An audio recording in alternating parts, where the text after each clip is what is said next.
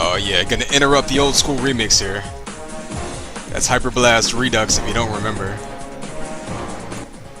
We'll just leave a little bit of that in the background here. What's up, y'all? Connex5 here with Neo once again. This is going to be MLUT Week 3, and we're going to be talking about a whole bunch of stuff here based on what we saw in our matches. We had one cast a little bit earlier, and we have another one coming up on Sunday, too. How are you doing, Neo? Doing pretty good myself. How about yourself? Apparently you had a little bit of fun on the way home tonight. I heard that. Oh yeah, downtown Kansas City. Stuck for an hour and a half. It was a blast. You got to eat them chicken wings, though, right? That's all I know about Kansas City. That's literally it. For my part, I spent the last hour talking with a friend and literally convincing and poring over the logistics of performing a cat Viking funeral. And I think I've convinced her to at least look into it. Like apparently she apparently up in Vancouver, her grandparents, like their cat died, and they were gonna bury it today. But it's so frozen up there, the ground is too hard to actually dig into. So, you know, her uncle is a woodworker, and they're going to look into a Viking funeral for their cat. Well, there you go. So I've had a productive evening already, and we're just now sitting down for this. Alright, we're going to get right into some UT stuff here. I'm going to close that out. So, I mean, we had some matches already. This week's already gotten off to a fast start. A lot of times we're going to see a bunch of Sunday night matches, and we're going to tend to, frankly, have our show before some of them. In this case, we already saw two. We had Team Linoleum versus Team Killer, and, of course, Marcos versus Facial happening a little bit earlier this week. I'm going to attempt to pop us up a little bit of visuals on what we're looking at as far as standings and whatnot. But Lino versus Killer match, of course, casted by us. I believe that was some random night. Was that Tuesday night, was it? But yeah, that sounds right. But yeah, we saw yet another match where both teams won their map picks and obviously lost the other team's map pick. So you know that seems to be a trend that we're seeing a lot, and I'm wondering if that's going to continue and how long that's going to continue as these map picks sort of dwindle. Because every team can only pick their favorite match. You know, they can only pick a map once per the entire season. So. You know, teams may be running through all these maps that they know their team's going to be good on early, and they may be creating some interesting decisions later on.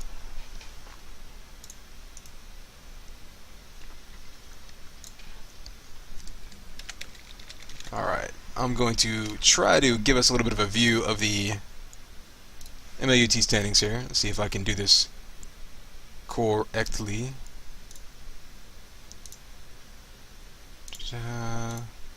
Ta-da! Alright, there we go. Let me zoom in on that for you guys. So you see the standings right there. We had Lino vs. Kill. Like I said, they played on map 1 was Virility. And, I mean, there really wasn't a whole lot to say about the map. I mean, Linoleum's team pretty much just controlled the power-ups.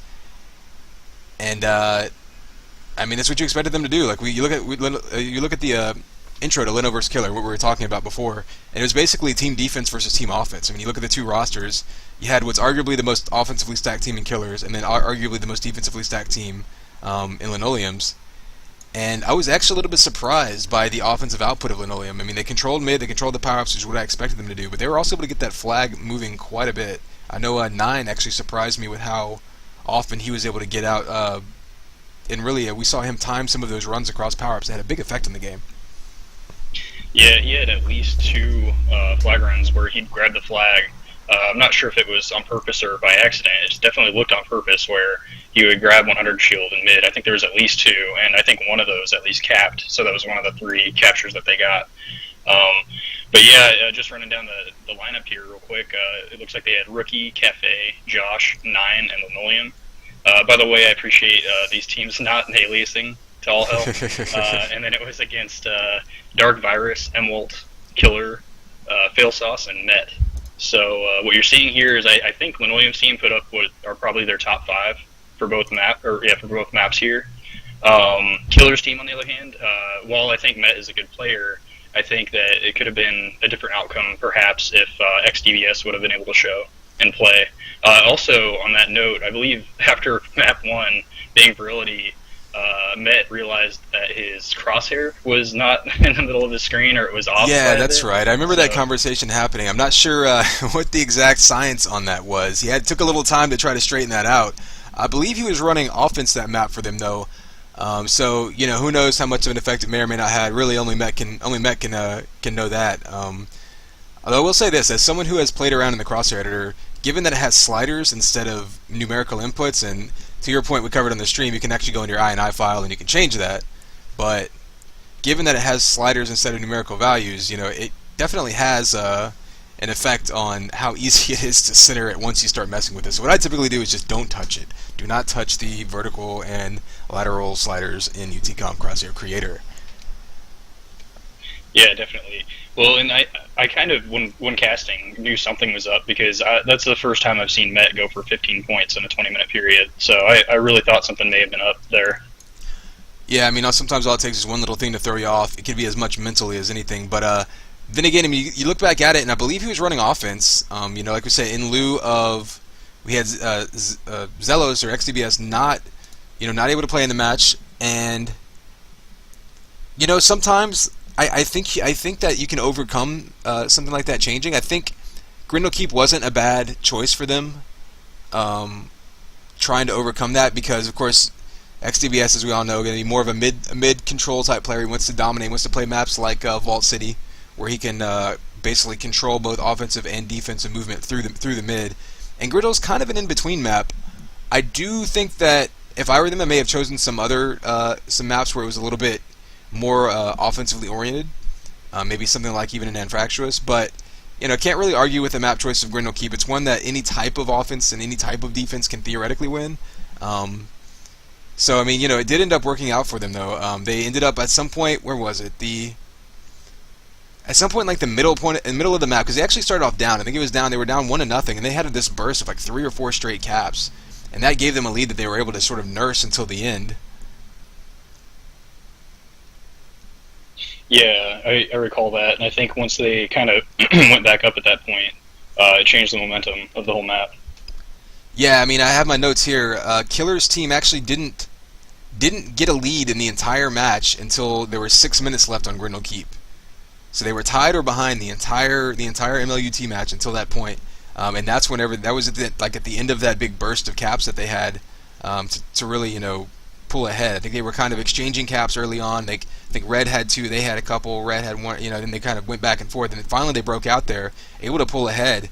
And it should be said, though, that Linoleum's team were pretty close to tying this one up. I know we had something like 35 seconds left, and Linoleum is standing there with the enemy flag, he's running in his entrance, just by his 50 armor. He has an amped lightning gun in his hand, and the last person on his screen is Dark Virus as his flag gets returned.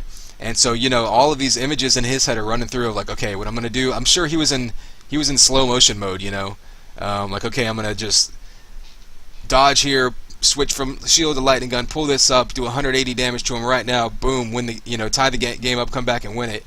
And all of a sudden DV pulls out a headshot and Solo returns it and match over.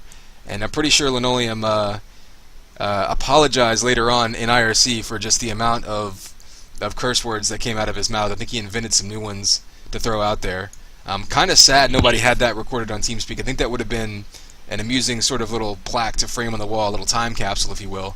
But certainly that's a highlight we need to throw into the reel that I'm kind of going to start working on. And if nothing else, the headshot or the screenshot of the headshot itself would be a nice little moment frozen in time there. Yeah, I'll have to be looking for that while we're casting. Try to get some freeze frames. All right, and and I'm actually going to move on to the Marcos versus Facial match. We had an interesting moment in a pug following that match. We're going to get to that later. Let's go ahead and stick with the official matches. We'll bring you some video on that pug and the head stomp heard around the world a little bit later.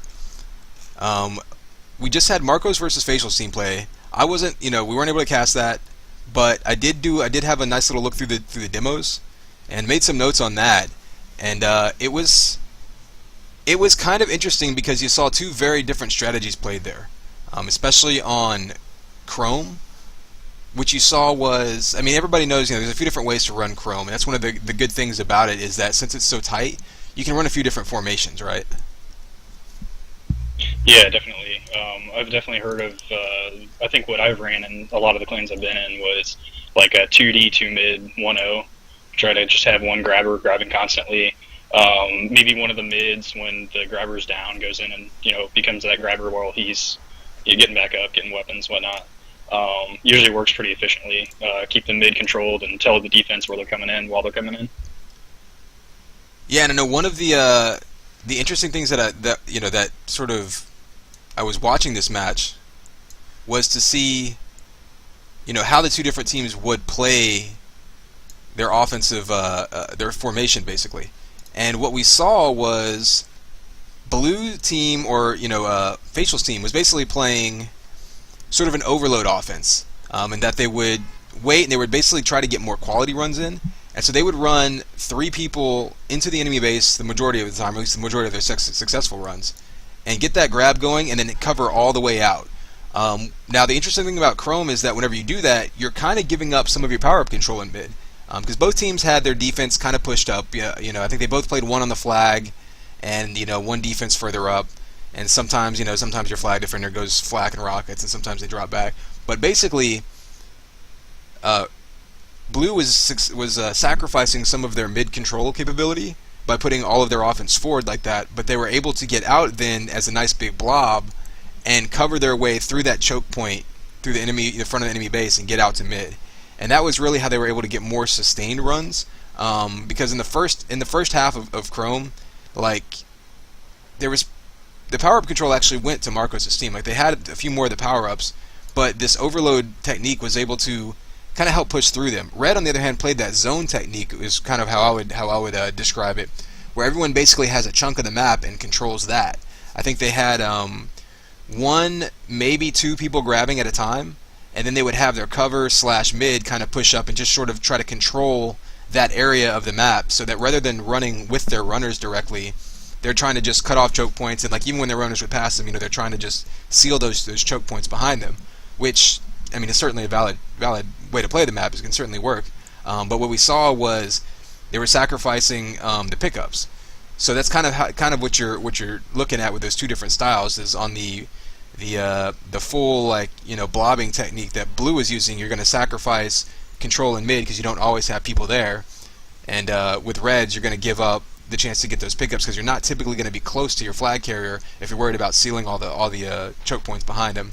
And so in this case, we didn't see a whole lot of really sustained flag runs, but what we saw was Facial team able to convert, more of them for whatever reason. Just I guess for whatever reason their strategy just worked out more for them. And I know that I have my notes here. About 7 minutes in, Galgor had a nice double kill solo return during a standoff, and I think the match wasn't completely out of hand by that point. It was definitely one side, but it wasn't out of hand by that point. But I think that was the one that kind of just put the nail in the coffin mentally, and kind of ended that map. Because especially once you fight on a map like Chrome, and you get so few chances to get that enemy flag in your base. Once you get into a standoff, and you lose it, it just kind of is a crushing defeat mentally. Have you ever been in that position? Yeah, definitely. I mean, just any time, especially on a map like this, who knows if some people on Marco's team, I don't know if they love the map, they hate the map, I don't really know. I know there are a lot of people that hate the map, so this is definitely one of those maps where you go down by 2 caps and the morale of your team may be so low that, everybody just kind of gives up, and I've definitely been in that situation. I know I'm sure I've done it before. And just a little bit on what you're talking about, I think that Facial's team, unfortunately I wasn't able to make it again this week, but it looks like we fielded, it was Fusion, Facial, Galgor, Poison Bagels, and Arc. I'm not sure the other team because I don't know the yeah. aliases here. I did actually, where did I put that? I did have a list of that. Let me pop that up for you so I can go ahead, because if anyone sees those screenshots, they may be a little confused themselves. Alright, looks like we had Jinx was Marcos. Of course, they all went with their 5-minute feed. They all went with their League of Legends names. So went with Marcos was Jinx, Cool Spot was Karthus, Kuzki was Lee Sin, Corp was Dr. Mundo, and then they had Fallacy as Zillion.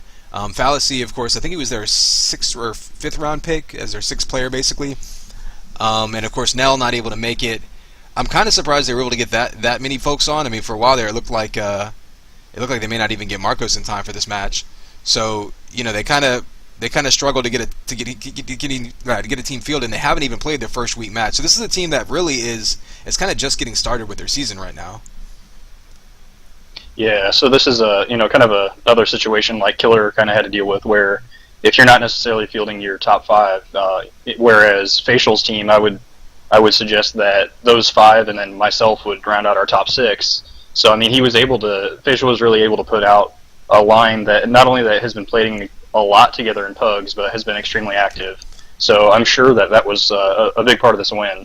I think it could have been a lot closer from that regard. And just what I was going to touch on a little bit ago was just that I think it was nice to see Facial play defense, first of all, this week. I was extremely happy with that, as I think he should be this season. But I was just going to say, I think that Poison Bagels, Arc, and I believe Fusion played offense as well.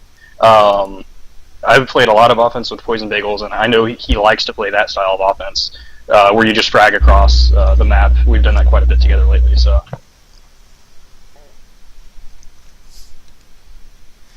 Yeah, and I mean, looking back at the you talk about the lineups. I mean, that's going to be something that Marcus's team. I mean, you still have Corp and Nell who have kind of limited capability. We'll see. We'll kind of just have to see how that develops.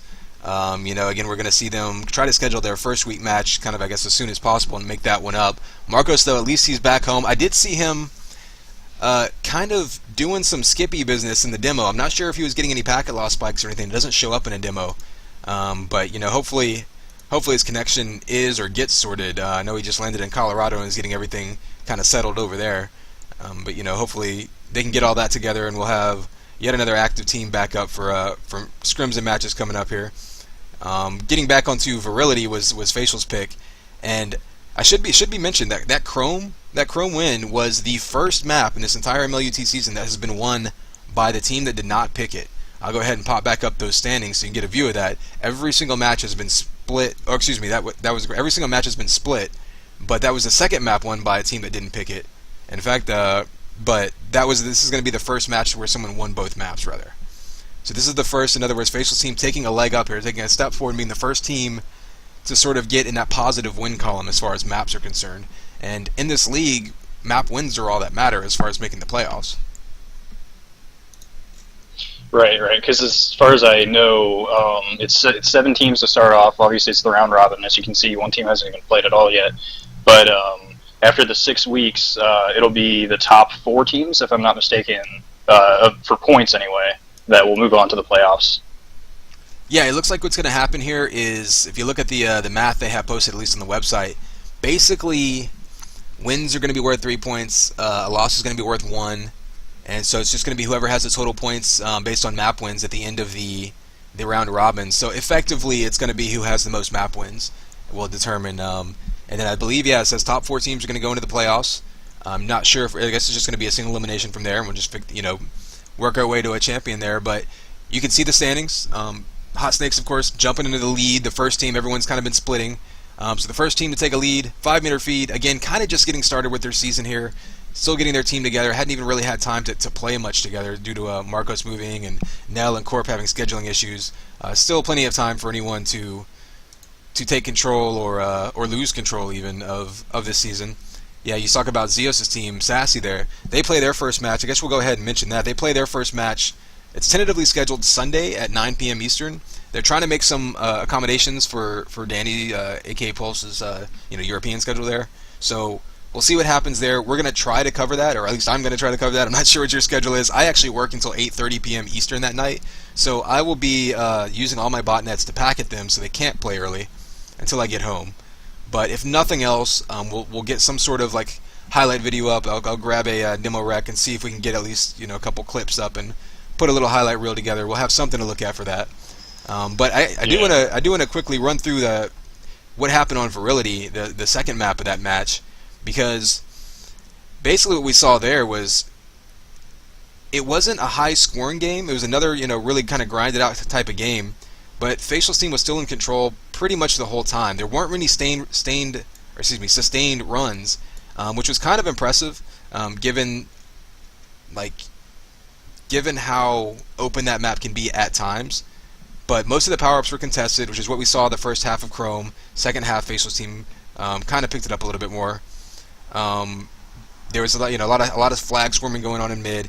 And the second half, though, as the timing kind of broke down, that's when you saw Facial's team, Hot Snakes kind of capitalize on getting these armors, especially Ark having the 100 armor on lock. Like, he really was able to keep that in his hands the second half. And I don't even think, I think by that point the caps had been made, so I don't think they necessarily were getting scoring opportunities based on that. But anytime you can deny 100 armor to a team that's down, that really puts them behind the 8 ball, because you really need that to try to push caps across the board.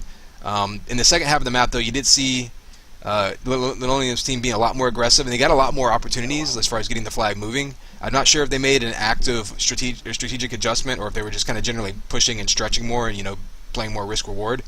But we saw the last cap come in for Facial's team on a standoff with like 2 minutes left, and that was just the final dagger, I think, in the match. There we saw sort of the end of the second map, kind of like how the first map basically ended, which was you finally get that one across, and you finally get ready for your standoff win to try to get something going, and then you lose it, and after that you kind of just want the match to end at that point.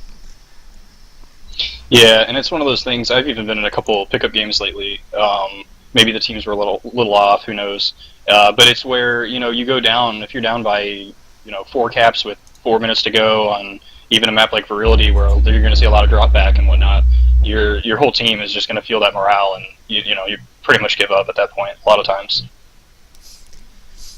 Yeah, and especially down as many caps as they were, it's effectively garbage time. And there's different ways to look at it. Some people just get down, some people get angry and start yelling. Some people are just like, all right, screw it, I'm just going to have fun and try to shield gun someone, or maybe hit a bar rifle multi-kill or something, But you just kind of clean it up at that point and go back and get ready for the next. So speaking of the next, we've got that 7-3 or 7-3 murder, which is Fro's team, versus Zeus' team, Sassy, coming up. Like we say, on Sunday night. I'm going to go ahead and pop over. You see their roster there. Zeus' team has not played yet. They had a bye the first week, and this will be their second week match. I think we talked about this before. We were looking ahead to this match. I still think if you count starting lineups, Zeus has arguably the best starting 5 in this season. And I think it's going to be a matter of whether they can get all 5 to show up at once. Yeah, I completely agree with that. If they field what I would say was their top line, not that other players on this team aren't good or anything like that, but if they field Zyos and Showy, who I know have experience on defense together, and then Danny, Ganja, and Orange running offense, like you just said, I think that is probably the best top 5 in the league, maybe, at least on paper. So, and another great thing about this team that some other teams kind of have to worry about is this team has players that keep their head on straight. So while that can be a huge, factor in these games, maybe they will go down like 2 caps, but this is the type of team that's going to rally behind that, and so you're going to see them still capping. I don't think that they're going to get out of their head and start playing differently. Yeah, it's a very well-rounded team as well. It's not one of those teams. We look at some of these rosters, and some of them we say are stacked offensively, some of them defensively, some of them stacked in their fragging ability, some stacked in their flag running ability, like say Killer's team. But this is one of those teams that kind of has the ability to do multiple things. I mean, Danny obviously is very familiar with any kind of pistoning ability. I mean, he's probably one of the most prolific pistoners that we have playing right now. He pretty much knows every jump. Orange, of course, I've actually been impressed by Orange's fragging ability on offense recently. I knew he was kind of an offensive player, but I hadn't really played with him much recently. But in seeing him play in recent pugs, I mean, he's actually, whenever he needs to play that cover offense rather than a flag running offense, he's actually been very effective. So, I think they have a well-rounded team, and of course GS3K, who's gonna be able to do both. He can kind of play third defender, he can play third sort of cover attacker. And so with the 2 flag runners going, I mean, they really have the flexibility to, I think, I guess the way I put it is, this is the team that it's hardest to pick a map against. I can't really think of many maps that I would say, okay, that might be able to exploit a weakness on there. Yeah, and I think maybe and we'll be talking to him in a little bit, but maybe just a little bit of a shout out to Zyos, definitely one of the top 5 probably defenders in the game right now. And I think that's part of what you're seeing here is just him as that staple D who's definitely going to run up net and he's going to frag like crazy. I think that stability on defense is one of the reasons why you're not going to see. Well, I think a lot of times when you do pick a certain map against a certain team, it's because maybe that staple defender hates a certain map. And I don't think he's one of those players that really hates any of the maps. I think he's just pretty solid on anything. Along with, like you said, Danny knowing all the jumps, he's going to know any jump on any map. So you can't pick a map where, I mean, maybe the only one I could see where they might be a little bit, I don't know, not as good maybe, would be like a Chrome where he can't necessarily cheese across. But his fragging ability on top of it makes it where he still can be so good on Chrome, so who knows. Yeah, and I mean, you look at Zeus, and he's one of those defenders. I mean, he's one of those sort of frag heavy type defenders. But then you look at Chowie. I mean, I know I've played pugs with Chowie before, where it was us two on defense, and he's perfectly comfortable playing that. Hey, we're going to have a negative 30 net, but we're still going to win the match kind of roles. Like he'll translocate all over the place. He'll drop rockets at his feet and spam the flag carrier. He's not afraid of that. And so I think when you mix a mobile defender like that with someone like Zeus, who's not just a turret defender, he's also a good patrolling defender. Like he pushes up a lot, he pushes or moves around a lot, and that's sometimes a weakness that a lot of these sort of human turret defenders run into, is that they get predictable because they like to stand in one spot and just take shots at you, and that makes them easy to predict and easy to take out, even if just temporarily. But one of the things that Zeus does is he moves around a lot while he's doing that, and so I think that makes this defensive team not impenetrable. It does not something. I don't think there's any two defenders in the world you can put together that can't be beaten. But it definitely makes it very difficult to find a weakness to exploit, as we were saying, via map choice or even strategy there. Yeah, and this is just one last note from me anyway on this team is this is a team that all five, if they're able to field those top five, which all have been relatively active lately, if they can field those five, it's going to be five players that play capture the flag. From 0 to the 20 minutes. They're all going to play their positions. They're not going to jump out of position. They're not going to be going on return when they're not necessarily supposed to, making their own decisions like that. They're going to stick to their positions and play capture the flag. And I think that's another one of big plus to this team. Yeah, you got a lot of matches under the belt to the players playing there. I don't know how to quantify experience on these teams, especially given how throughout the past few years who's been active and who hasn't, but definitely an experienced team. But let's go ahead and look at their opponents over here. Then you look at 7th Degree Murder, which is Fro's team. Certainly a team that has its share of experience, and we still have that one question mark though on Fro's team, and that's going to be Nanum. No aim, no moves. I've seen him pug a few times recently, and he seemed to do pretty well. I don't know, and I'm curious to see what his actual activity level is though. A lot of times you see people that don't show up much for scrims or pugs, but maybe they've been playing on the side, kind of not being public, and maybe they'll show up for matches and do well, but who knows? Yeah, I mean, he didn't, as far as I remember, he didn't show up for their last match, which was against Facial's team. So yeah, he's still kind of a big question mark. I was picking him as a sleeper, but if he never shows up for matches, that kind of throws me out of that. That being said, I think that having Limpo on any team is so nice. His fragging ability is pretty ridiculous. He'll usually play one of those mid-type positions. He's going to get almost every amp. And he's the type of player, I think, kind of like a Fusion, where he knows how to win maps. He knows how to win capture the flag maps. He kind of knows where to be, when to be there, and he's just that type of player. And that's just something that's, it's kind of rare, really. It's very difficult to quantify, and it's very difficult to teach. I think that's the key to it, and that's what I tell people about how good cover players, and whether you're talking about true cover or whether you're talking about sort of a drop back mid, whatever kind of role, are really kind of underrated, is because they're really hard to quantify. It's hard to measure. You can't look at net. You can't just look at necessarily caps per se. It really comes down to decision making, and it's really downtime. I think anytime you have a player that has to make decisions on where to meet up with other players, it all comes down to how many minutes per game were they sitting around waiting for something to happen versus making something happen. And I think that to me is a true measure of someone who plays that kind of role. And he's definitely comfortable playing those. Sometimes he plays more of a true mid, but he tends to be a little bit more aggressive than that, so he kind of goes back and forth. But that's why I was surprised to see. I mean, I think a map like Pistola really, maybe Pistola or even like a Vault City benefits this team. The Facial's team picked us against them in their match. That's why I originally thought that they had picked it, was because that was a map that I had sort of predicted as being a strength of theirs. Yeah, I completely agree with that. And interesting, you called Pistola, and we were just talking about Blimpo. I was in a pug maybe a few weeks ago where we were against him. He was running a mid slash offense, and we were up like 3-0. All of a sudden, he switches back to defense. I think he was playing with Poison Bagels, and I don't know who he switched with, but this is where I think he's a player like Fusion, where you can do a mid-game switch and switch where you kind of play better in a certain role, and you put somebody in a different role that's decent at least at it, and all of a sudden, I think we ended up losing that map.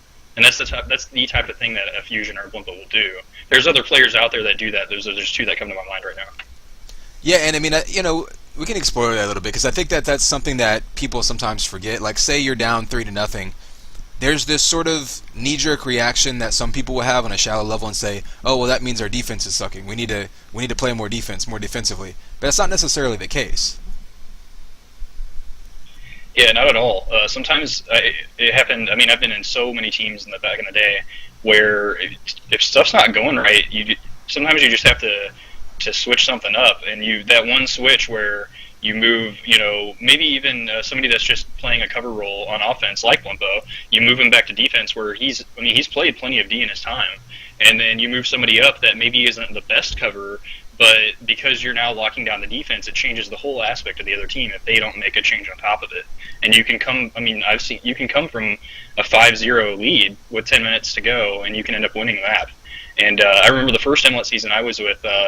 The team I had, a lot of people could play a lot of different places, and I specifically remember on Orbital 2, a similar thing happened. We were down by like 2 caps, and we ended up winning because I was the captain at the time, and I made a couple changes, and we ended up winning. So, Yeah, a I lot of just think times. that's Oh, sorry. go ahead. I was going to say a lot of times that swapping someone to the back, basically securing. I guess what you say is sometimes the best offense is a good defense because the fact that when you can lock down, you can leave your 2 defenders on an island by themselves and then run 3 fully just constantly committed offense. That can be a big boon to your capping ability, even if you're giving up, like maybe you're giving up fragging efficacy on your offense. But if you can lock it down on your defense, that means you have 3 people going in instead of 2 or 2.5 or whatever. It means you can focus more on the power-ups instead of sometimes having one person have to drop back and slow down flat. I mean, it changes the whole dynamics of the game. So I think that's another one of those things, a little bit ephemeral. It's not the most tangible thing to look at and to quantify, but I think can make a big difference. It's not just a matter of, oh, well, we need our best players on offense because the defense is doing bad, or even vice versa. Sometimes, like you say, flipping people around can make a big difference in ways that aren't necessarily the most intuitive to begin with. Yeah, and just another note on that, which is one of the biggest mistakes I see some teams make actually in pickup games. You'll definitely see it in Mlut this season, I guarantee, is when you do go up by, let's say, 3 caps, and then all of a sudden you have 1 or 2 people playing that fallback role because we're up by 3 caps, so let's play it. Let's not. What is it? Let's play to not lose. Exactly. Playing huge, prevent huge defense, mistake. basically. Yeah, I'm all for, if we're up by 3 caps, keep grabbing and keep doing the exact same thing. Make them change their game in order for us to change ours. Yeah, I mean, especially when you consider that in a game like UT, you have to have your flag home to cap. I mean, we talk about it in the cast. Once you get up, I mean, theoretically, all you really have to do is possess that flag, and every minute that you have that flag in your hands is a minute that the other team can't cap. Yeah, exactly. You'll see people just grab that flag and go hide. If you're up by, however much and 2 minutes to go, just keep the flag in your hands.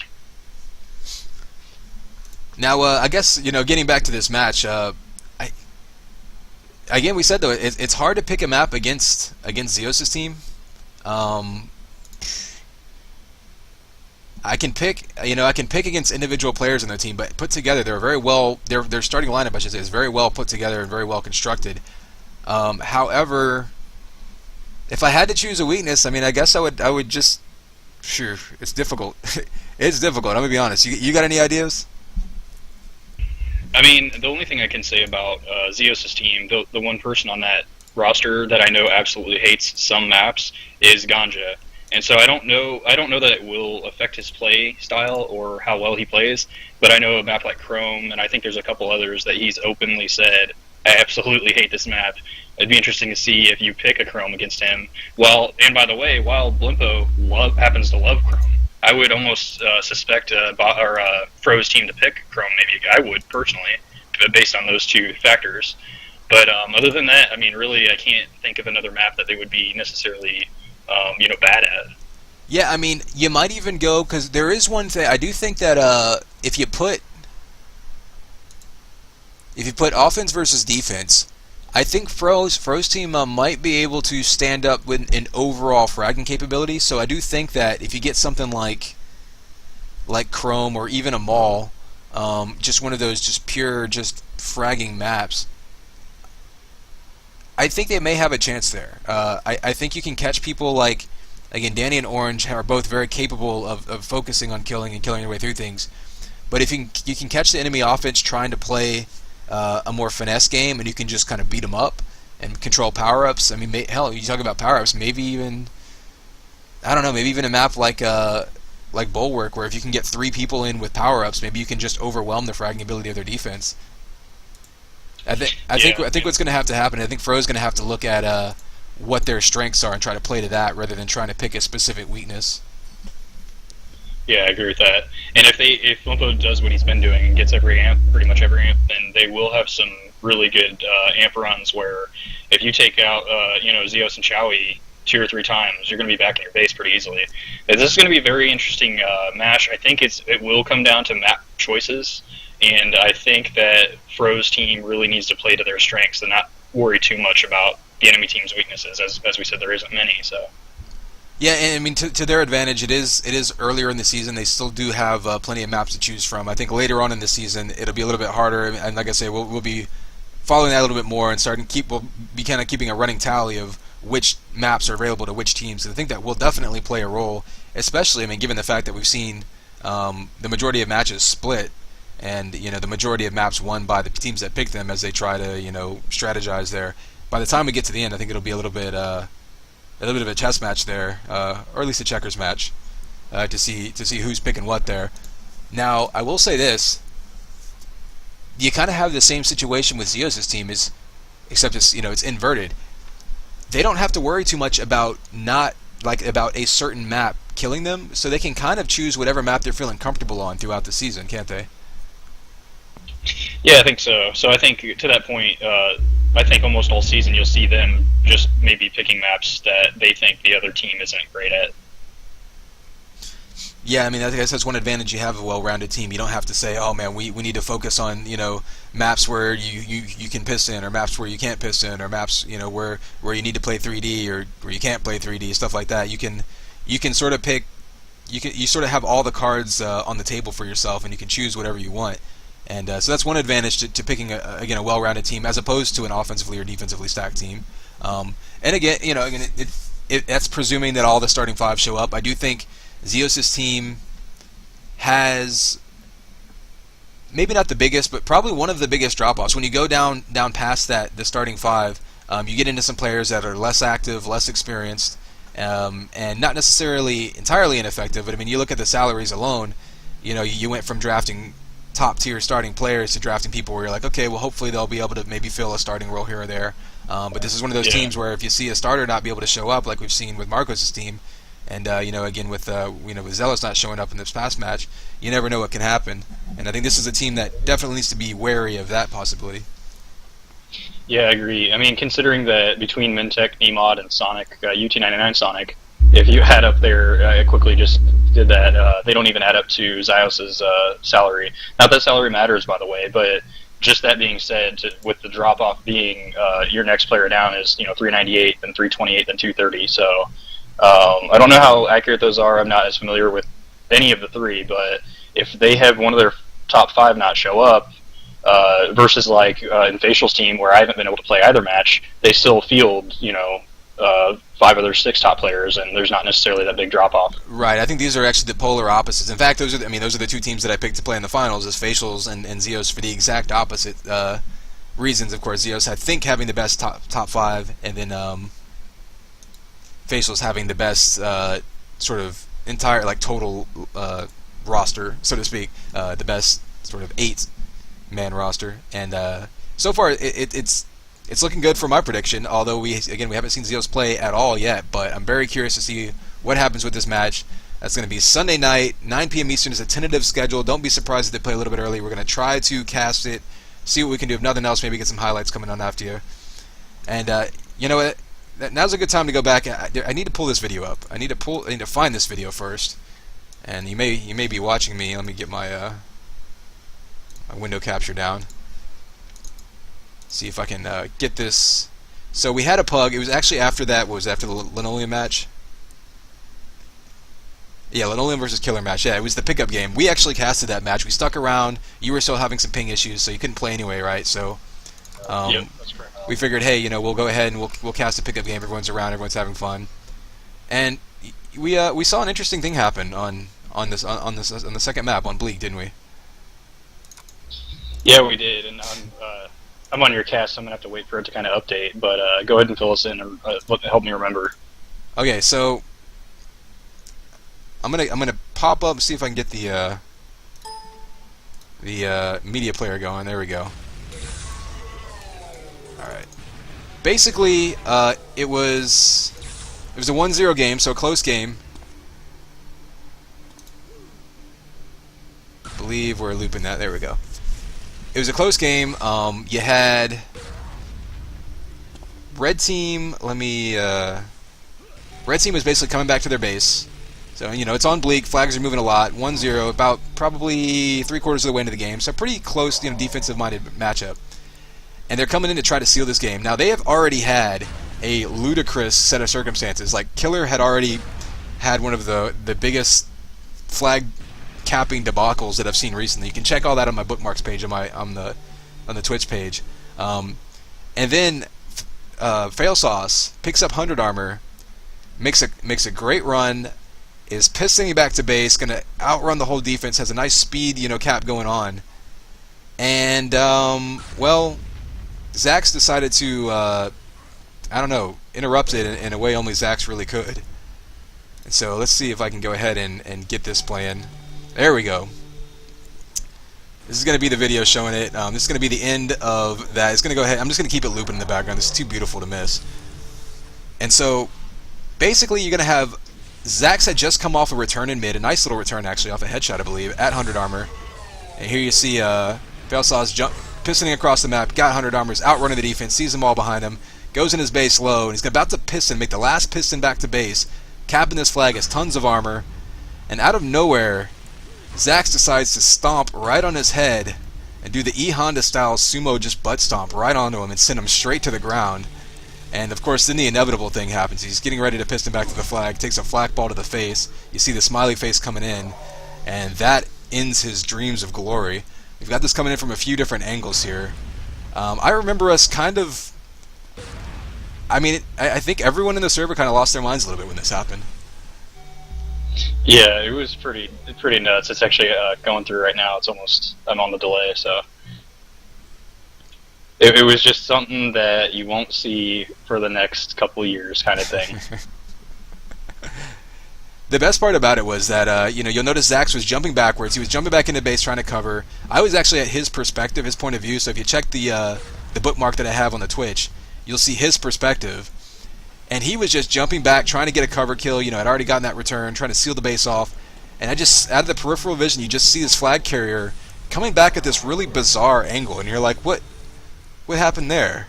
And then you kind of do the math backwards in your head, and you realize that he has just Mario stomped his teammate to deny him a beautiful cap on a speed run on Bleak, which is something you really don't see very often. You rarely see solo caps, let alone speed runs on Bleak. And so we see it coming in one more time. Just, I mean, you know, you can put it's up on YouTube. If you check my YouTube page, I have a clip of just this, and which is exactly what we're watching, this AVI. And you know, I feel like we need to choose a soundtrack to go with this. Like, I feel like this is one of those where you pop it in one screen on YouTube and then you mix it with another. I mean, I liked Fireworks by Katy Perry. Zax liked Air Force One by Nelly. I think that's a good one. You know, there's a lot of ways you can go here, but I'm gonna have to come up with my own. We need to create, you know, we need to work on a not top 10 list for this season. This one's definitely going to be on it. Oddly enough, I think Killer's little sequence earlier in the match might be on that list as well, but this one topped it, so this is the one we're going to show you, the one you can't miss. And I'll watch this. Go ahead and follow this one more time. as you have the big explosion, this lightning gun glitch when you slow down demos, just makes it even that much more beautiful in the background. Flak ball comes in. Here's a smiley face. Mushroom stamp, thank you very much. As we see 9 returning that flag. This is just too much fun. I gotta close this out or I'm gonna be on this all night.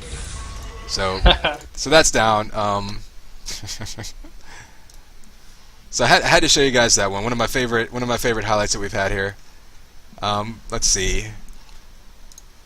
Moving on, I guess a good way to segue from these matches into the next segment. We're talking about rule changes. We did have a little bit of, I don't know, controversy might be a strong term to use. A little bit of discussion about the team switch sort of bind that people have been using as a workaround around the suicide delay.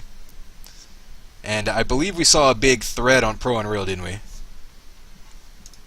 Yeah, no, well, not only that, but a nice big talk on WhatsApp about it as well. That's true. But yeah, so I guess it was Marco's team match this week where Kuski, I believe, had the flag and was hiding in Chrome somewhere.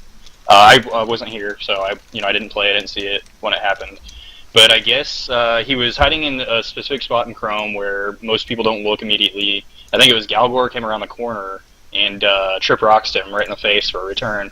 And I don't know if he was trolling or not, but Kuski essentially said that because Galgor used the bind, what it does, if those of you don't know, you can only suicide once every 10 seconds. I believe it's 10 seconds. And so that's the current limit, yes.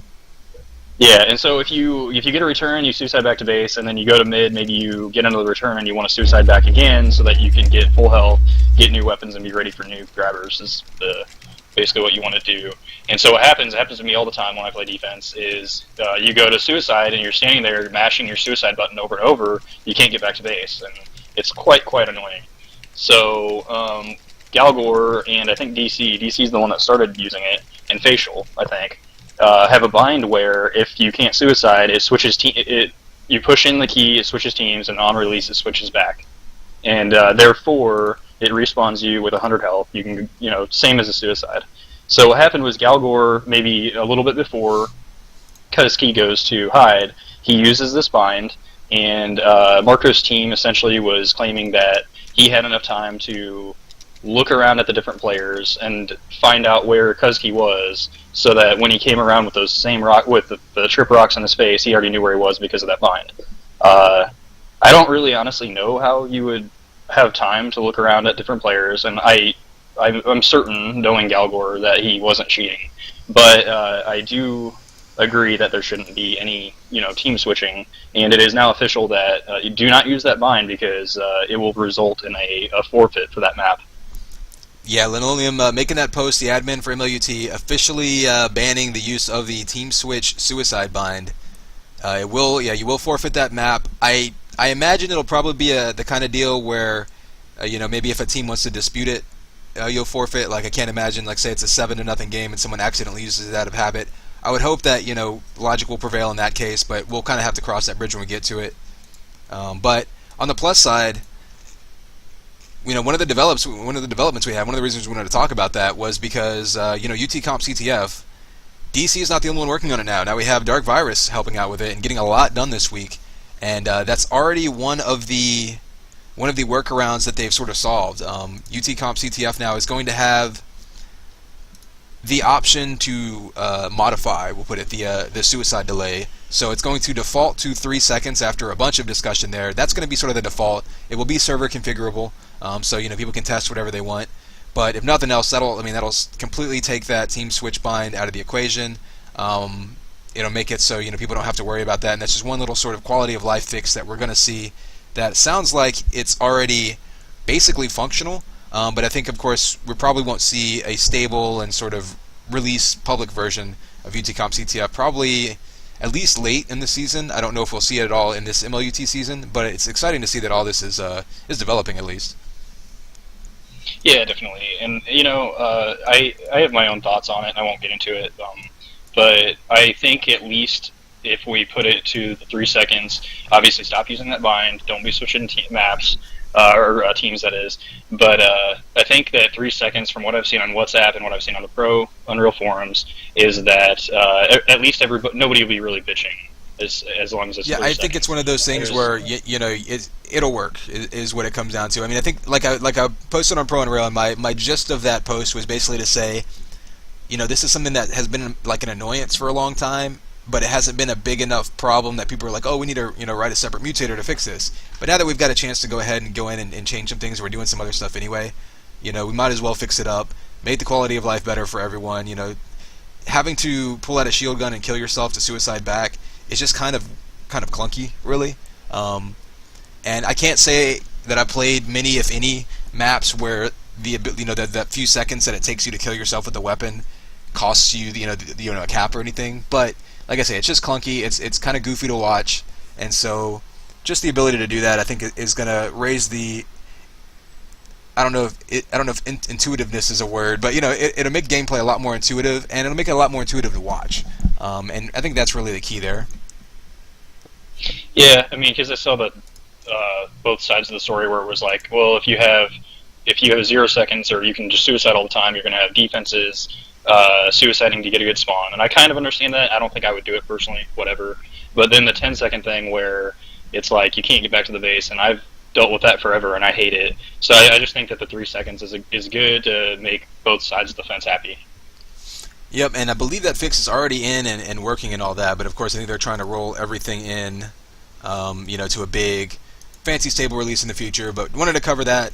I'm going to go ahead and get into a little bit more about what we've talked about. I mean, like Dark Virus, obviously working on whatever you want to call it, UT Comp CTF or whatever, and he's been doing a lot of things this week. He's been a busy little bee there. I think he started off by trying to get smart CTF code implemented, and I don't know how far along he is in that yet.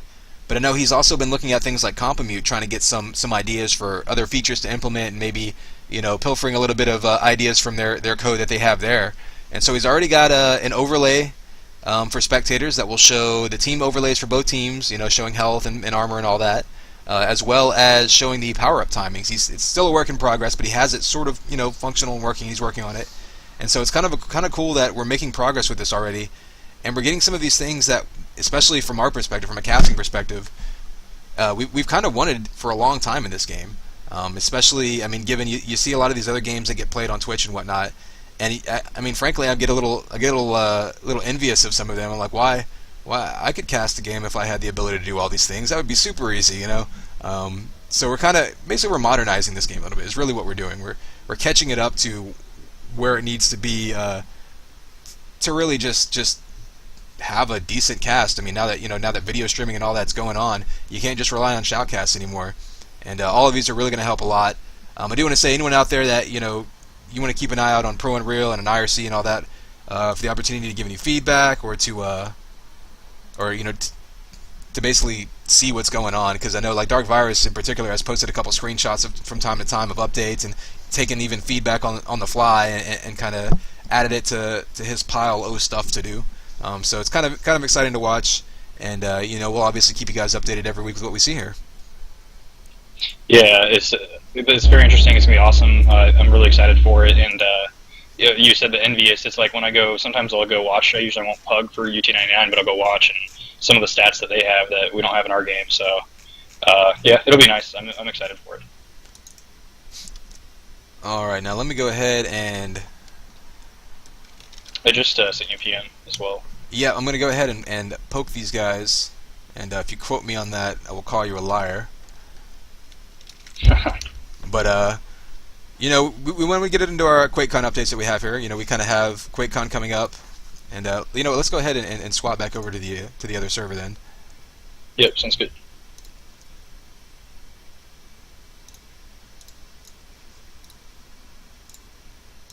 There we go.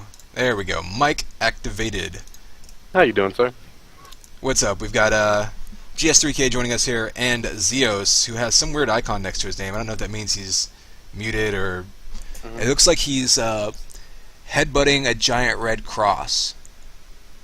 Or high-fiving a giant red cross. One or the other. I'm not sure what that means.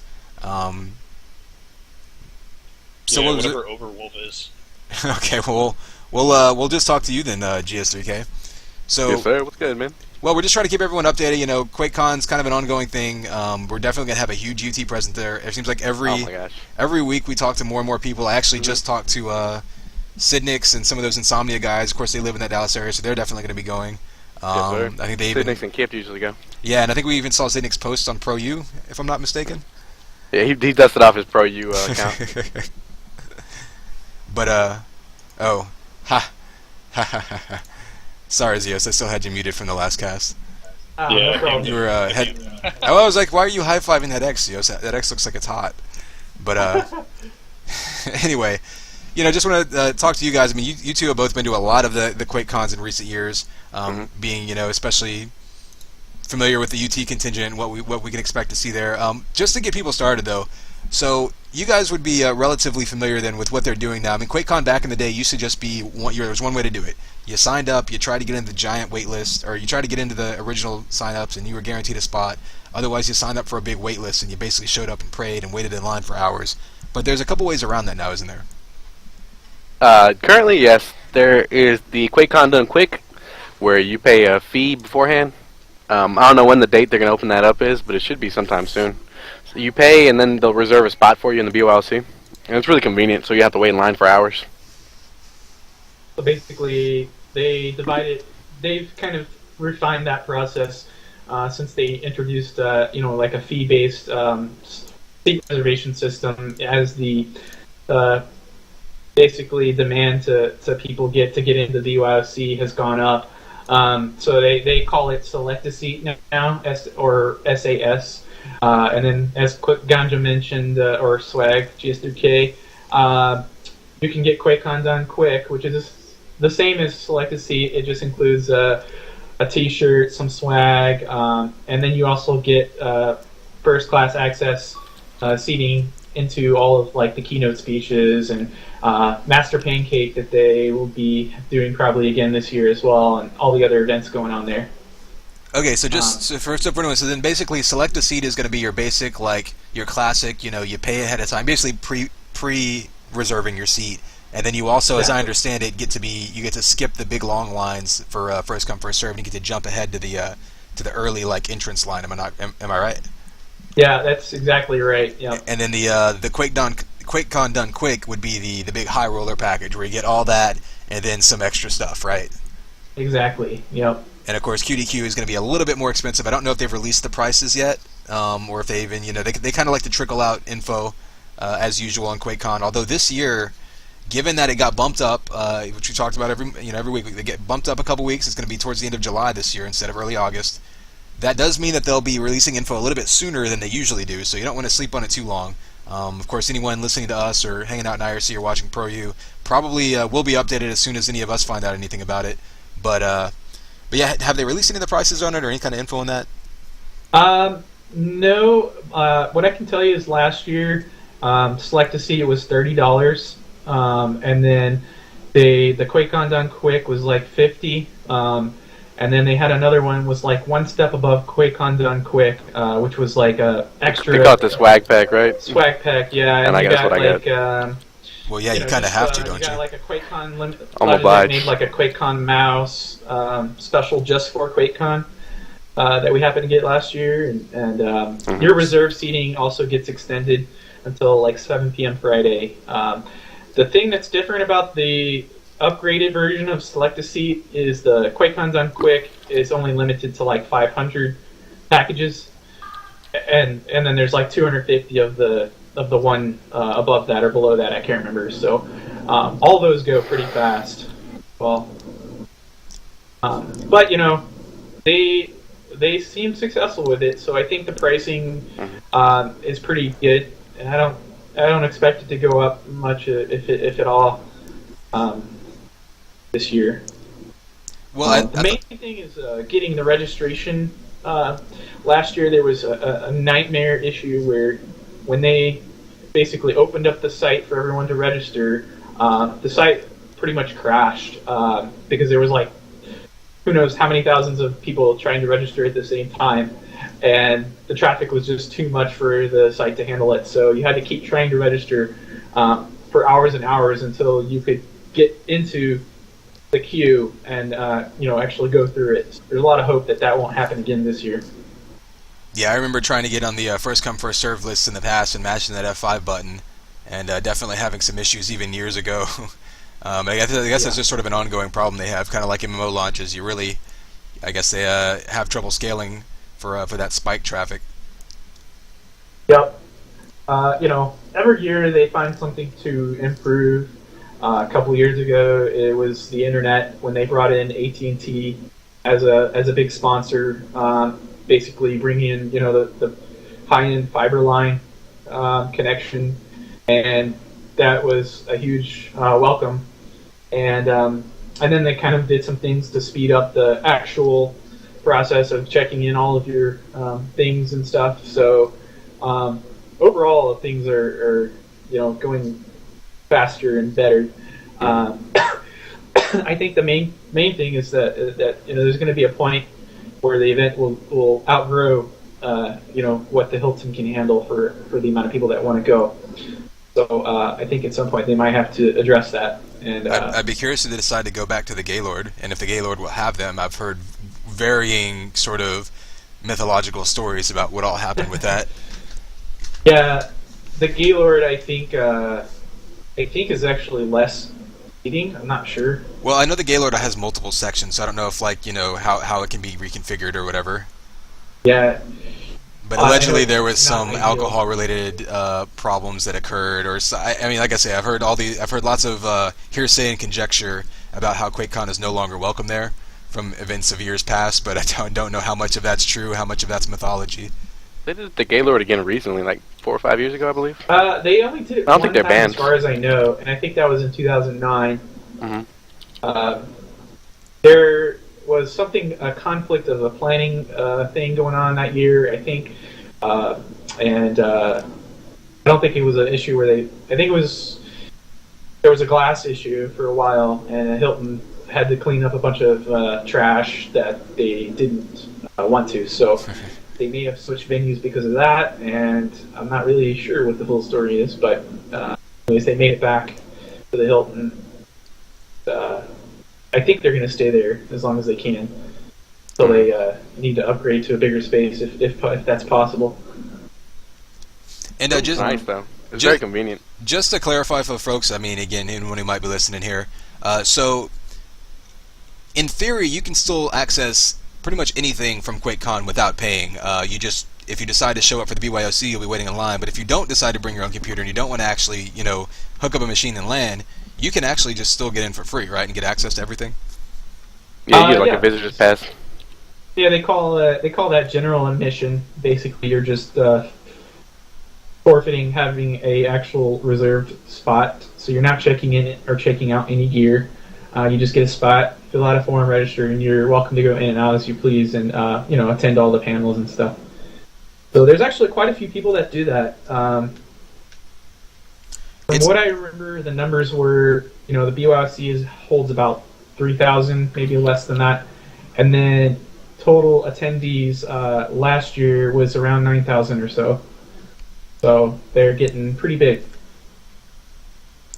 Yeah, and I don't know if it was due to the in part to the Bethesda, taking over and helping influence things, or if it's just due to it getting bigger and whatever, our culture changing, more mainstreaming and all that. But it seemed like the time that I went last, it had more of a typical like con type vibe, where it wasn't just fans of a specific developer or a specific genre, or even necessarily games in particular. I mean, you even had like a couple of cosplayers show up that looked like they were lost, and I mean, it seemed like there was a lot of folks showing up and just getting the free passes just because, hey, it was a thing to do and let's check it out, which I thought was interesting. Well, I think what draws a lot of the crowds is the vendor areas where they have, like Oculus, they have people selling just regular gamer t-shirts, nerd shirts. They have a lot of stuff to go look and see. Well, a lot of giveaways too. One thing that they did is in 2010, I believe that was the year, they introduced the Master Pancake Theater, which is basically a group of 4 comedians from Austin that do kind of like Mystery Science Theater 3000. They take a really shitty movie and they make fun of it, and they just tear it apart in real time. And there's a lot of people that are fans of that because it's sort of a side thing. It's it's entertaining, and the QuakeCon people even actually give free beer now. So free beer, and then they have plates of food. So a lot of people actually go just for that. From what I've talked to, and just you can get anyone. You can get people to show up for anything if you give away free beer. Trust me on that one. It's a political masterminds. You can come back for seconds and thirds and however many you want. So is that we're talking about the food or the beer? My question definitely is: the beer. Is there punch and pie? That's what I was wondering. Or a free hat. You might have to find a room for that, but not yet. One issue that I hear come up a lot is the safety of your equipment when you take it up to QuakeCon, and it's very safe. In order to remove a monitor or a case from the BYOC area, it's scanned. You have to show an ID to take it out, and then they have bag checks to make sure nobody's trying to steal peripherals or anything like that. And I mean, I've never had any problem with it. Yeah, I mean, it's almost like going through TSA, but without all the pat downs and scanning. But can you request them? Not yet. No. I don't know if you want to Probably pat down. Depends on how drunk the volunteers are. Yes, exactly. Well, I will say I did do volunteer scanning one year, so that was fun. But yeah, they've definitely stepped up security, and last time I could hear of anything ever being stolen was a guy in 2008. I want to say tried to steal like a PSP. I think I was there for that. I think that was the year I was there. Yeah, you were. Because wasn't there like an old YouTube player who like photoshopped a picture of it or something? Like I remember something. Dark Side of Oz. Yeah, that's right. And he basically tried to advertise that he had a PSP to sell on the local network, which is like IRC. It's called DC++. And enough smart people caught on to what he was doing after someone else had reported they lost it, that they basically had two big Dallas-Fort Worth cops come over and arrest him and haul him out, and everyone was cheering. So if anyone has any plans to do something like that, I wish you very good luck, because it's probably not going to be successful. Mm-hmm. They have people monitoring the doors, cops, 24/7, because the event goes on the whole time. It's all day and night, and that's something else I think some people weren't aware of, is that it's an all night, all day type thing. And just so people are aware too, though, what they do is they put a hardware curfew, right? Where there's even with the tag or whatever, there's no hardware in or out beyond between certain hours, correct? I believe that's correct. Yeah, there's some nighttime window where you can't haul things out. And that's mainly relevant to people too if they're thinking about going and maybe leaving like late Saturday night and getting out early Sunday morning. Unless they I don't know if they make any kind of exceptions or whatever.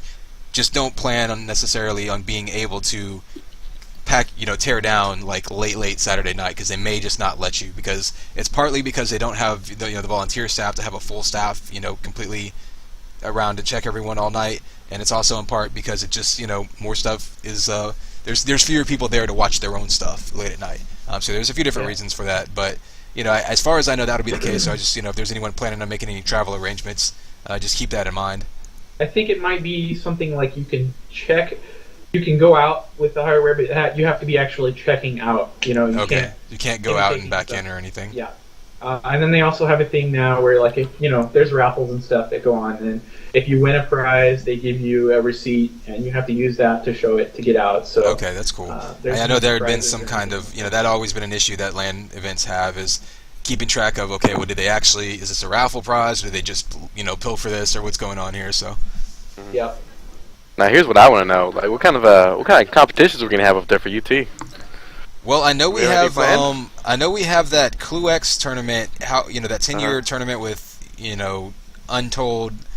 Right now it's a 4-digit prize pool. I'll put it that way. That's coming up in, is it September or August that it's planned? I forget what the schedule is for it so far, but QuakeCon would be a great chance to have a warm-up LAN event. I mean, it'll certainly be the final LAN event before that. So it'd be a great chance for everyone to get some warm up time in for that, and to have a dual tournament.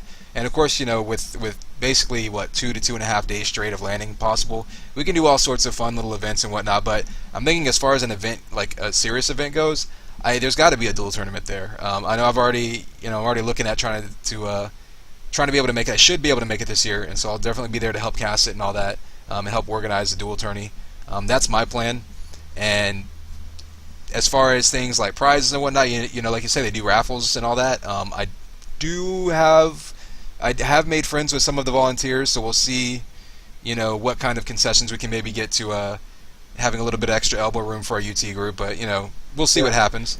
Well, and one of the things too is, with as big of a pool of us there for this game, it's possible we can link up with one of the. They have like a cyber sports network company that does kind of ad hoc tourneys in the BOLC, and we could go approach them and say, hey, do you want to do a tourney for 2K4 or Duel?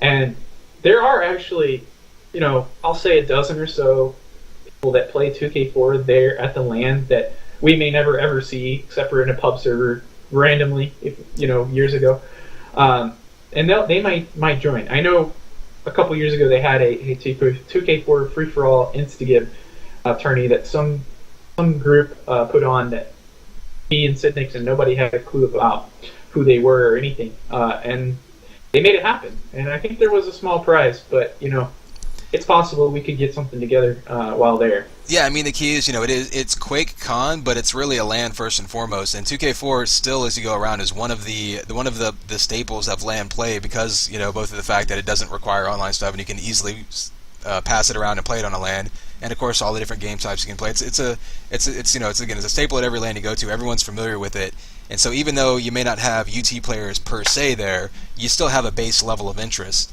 That I think helps get some of those ad hoc things together, and helps get people joining servers that may not be competitive players, may not be anyone who has played online in 8 years or whatever, but there is familiarity and there is a level of interest there. Yep. Beyond the people that are flying in for us, Yeah. Oh yeah. Every year I go, I almost see at least a couple servers just in the LAN. With people in their own little private group playing like Onslaught or Assault or Free for All, and I don't know any of these people, but I know every year there's like a good deal of them that play just to play a different game than maybe what they normally do. So that's kind of cool to see, and we may be able to bring them all together and kind of unite the community for a celebration of 10 years of 2K4. Yeah, I mean, we'll have plenty of time to come up with ideas. Maybe throwing together. I don't know. There's lots of ideas that you start throwing out, and we can leave that for another show or another forum thread. But we'll definitely be doing something there. Yeah. Let's see. I mean, anything else people should know? I mean, we're going to cover. I think between other shows and other forum threads, we can cover all the basics of like reminders and things to pack and all that. Certainly, the QuakeCon site has a lot of FAQs. I will say that their IRC channel, which is pound QuakeNet pound QuakeCon at irc.gamesurge.net, is a good place to start. A lot of the people who run that event hang out there year round, and these aren't just people that help. Like, these are the people like Polkat, who's like the head of security, and like people who are the head of the volunteer of different departments who run the event hang out there, and you can ask questions directly to them. For the most part, they're happy to answer, or at least redirect you to forum threads that'll have the answers. They're used to getting asked these questions. They would much rather you ask questions ahead of time than show up unprepared and cause trouble at the event. So, that's always a possibility. I definitely encourage people. I'm going to start idling there leading up to the event. Even months ahead of time. Never hurts to make friends with the staff. LAN staff is like bartenders; they can only do good things for you. Yeah, and it's funny you mentioned, because I was actually on that channel the other day talking to Nasius, and he's one of the organizers, along with a guy named T-Dog. And T-Dog's actually from Houston, by the way. Okay. Yeah. So shout out to T-Dog. They were my particular question was about group registration, because obviously this year we're going to have a whole bunch of us that want to sit at one big table, and basically they do not and probably won't have a way for you to just sign up everybody. So it's just like normal. It's first come, first serve. Their suggestion is, and I'm going to go with this, is to get everybody like on TS and try to register at the same time, the same spot. What I plan to do is I have an image of the map of BYOC, and I'd like to basically pick out a table that I think is ideal and have everyone's names at a different spot. And we can shuffle people around how they want, even after we get into the event. But basically have it to where everyone can be assigned. Okay, I'm going to register here, and you're going to register there. So when we all go on the site at the same time, you're not trying to stomp each other's registrations and all that. You basically got your target. Yep. That'd be a good plan of action, and you definitely want to get that going. That's one of the reasons it's good to know who all is planning on going ahead of time and getting this all, because it could, we don't know when this is going to drop, and you definitely want to be ready for it. Yep. So be on the lookout for that. I'll make a post on the forums probably this weekend, and just see how things go from there. My one suggestion, though, that a lot of people don't think about is bring a jacket to the BYOC. Yes, that's always a good LAN technique. The thing is, people have to keep in mind these centers take a long time to heat up and cool down, and when you have 3,000 plus people in there, all with their machines on during the day, it takes a lot of AC to keep it from overheating, and it takes a long time for that, even if they turn them off, to kind of warm back up overnight, and to adjust to the people leaving. And so they like to err on the side of cooling just for the sake of keeping everything from exploding and melting and all of that badness. So yeah, definitely you want to bring a jacket, long sleeve shirts, basically dress in layers. No one wants to play and have to run over to the bathroom and heat their wrists up with hot water every time, like I had to do at Everland in Colorado. So you definitely want to be prepared for that. Yep. And they have bathrooms right there in the BYOC. So and it's really easy to order your food and all that. So I'm sure there's going to be more questions as we get closer to the event. So I plan to be there on the forums, ProU forums, to help anybody that has questions or IRC. But definitely if you're looking to connect with people and you have something real particular, there's the QuakeCon forums are very helpful, and I highly recommend going there. There's a lot of experienced people that can give you all the right answers. So it'll be fun. One cool thing now about QuakeCon that I really like is they allow you to play online. And that was kind of a big thing in years past, that you couldn't play online. You had internet access, but it was very, very limited like too. Were blocked. Yeah. So we may end up being able to do something cool, like a pug of LAN people versus on internet people. And even with that too, depending on the circumstances, like I might even be able to stream things that are happening there while not there, remotely, because you can always open up the server to outside spectators and stuff like that. So it really opens up a lot more possibilities. Exactly. It's gonna be awesome this year. I'm planning on being there this year too, and I think I saw on WhatsApp or somebody say that we had interest of like 30 plus UT 2K4 players, so that could be very interesting. And it'll be going up from there. As a lot of the locals start coming in, and you start seeing people like kind of like you, Neo, saying, "Well, I got family. Maybe I'll take a vacation down there, or hang out." And I mean, I already talked to the Insomnia guys. We'll see if because there's actually probably 12 to 15 Dallas area like competitive 2K4 players across the various game types, and so even just getting in touch with them and their friends. So we'll see what we can put together here, but definitely encouraging everyone to go. And everyone, of course, you want to arrange your rides, your hotels, and all that ahead of time. There's all kinds of information about that on the QuakeCon site already, though. They don't have the registration info, but they definitely have all the info on how to get there, and all that good stuff. So everyone, anyone interested, definitely needs to check out all that. Definitely want to book your room, as soon as you financially can, because as things get closer to the event, less rooms are available. Price goes up significantly, so yeah, I'm planning on bribing my way into someone's floor by just bringing a bunch of booze. We'll see how well that works. It worked pretty well, actually. It'll get me into somebody's room. Yeah. Connect with people, and it'll how crowded or how dirty that floor will be, I'm not sure, but it'll get me there. But that's what the booze is for, right? Yep. All right, y'all. Well, we've been here about just about an hour here, so might as well go ahead and cut this. Like I said, we're going to bring in, have more updates on QuakeCon. We still need to bring you guys in and talk about your Mlut season, but it hasn't really started yet, so we'll save that for later. But Zeos, GS3K, thanks for joining us. No problem. And, Oh, hey, you know who else might come? Is Cliffy B. That would be interesting. No, I'm just playing. I mean, you joke about it, but if he's still trying to shop around, I mean, you never know what could happen. But maybe he'll go Doom 2 style and put up his Lambo for a tournament. Thresh will show up and win it again. It's too obscure. We're going a little old school here. I know a lot of you kids don't know what I'm talking about, but anyway, we're gonna go ahead and call this one. Zeos GS3K from Team Sassy joining us tonight. Thanks for that, guys. Neo again by my side, talking for another hour with us. Thank you, sir. And we'll all try to see everybody around, hopefully Sunday night for this cast. If not, we'll catch you guys at some point next week. Thanks, everybody. Roger that. Peace out. Have a good one.